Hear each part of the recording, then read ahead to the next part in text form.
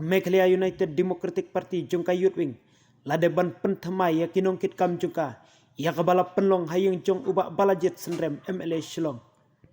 haka jingyalang jongka state youth wing UDP lajit ubak KYRMEN SHYLLA Meghalaya UDP youth wing kum u presiden ubak balajit senrem secretary Eugene Senlongdo Mauplang chief youth bat kiwe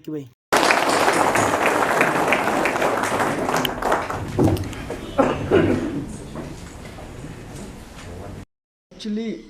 cupun bon tang kyrteng kam donkam hynrei donkam yengi kadai bangin trei dah kam. Bon ya kita ki youth different separate youth mah baper hynrei ngi hak ni ke party jungi menta ngi include mde tang ki the ong youth wing mde tang ki chendang even ke theru na kata kata ngi dang don sa art bi ki post ngi dang pelai thli menta ba ngin ye jet no iki kente ban long ki members jong kani ka body jungi te nomar hang ni ngim kwa ban pun than kita ki girls wing boys wing ki wings hynrei kwa ba as a youth wing collectively ngin train menta ki youth but na ki jing don kam jong ki youth ngin persang ban pun urlong kita mde tang daga kyrteng hynrei daga kam kwa ba ke nalin jungi ngi kwa ba kani ka ILP ba ngin ye yo kloi bon nomar ke de ki kwa jong ki bait ba jong na du mun shwa hadu menta ki youth jungi kidang kwa ang ikmi ye kani nalin jungi ngi kwa ye kani bakan urlong ban ngi scheme ba ki ngin sab kan support kita ke discussion jungi ru hak di party hak ni ka body jungi ba ki bodon kam nalin jungi ban le menta ye kani wala se dot ki ba kini ki ramba jungi kini ai jumut ye kata ngin sa shim but wala se hak resolution ngin persang ban wanra ye menta hi ngin padon ke ban ong jungi de ba kani ngila i ba nalin jong sarkar ru kala persang ye kani ngila shim ke collective decision ma resolution apo jaga assembly re sa setang ke jumbo den nalin jong chief minister bodon borom ba ye borok ki kalik ministers te ye kani hi ngindang ya ni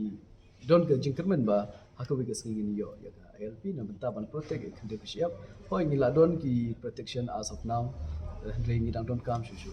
protection is our priority belai mentangi kwa ni form no ya body bathmai ru nomar ngi kwa bantre ho ye menta ki bri kila ban om bagani ke body thmai la form ya na benta ke election hynrei ngi scheme ni after the election ru even whether we are elected will be elected or not kata kade secondary hynrei our first priority di kata ba ni son's name dan spouse name kat pengidang don hangne slab the ngidang don hak ni ka position ni na lian jungi ngi kular pengin trash tom met borba na taban wanra ye kita ki numbers hapo juga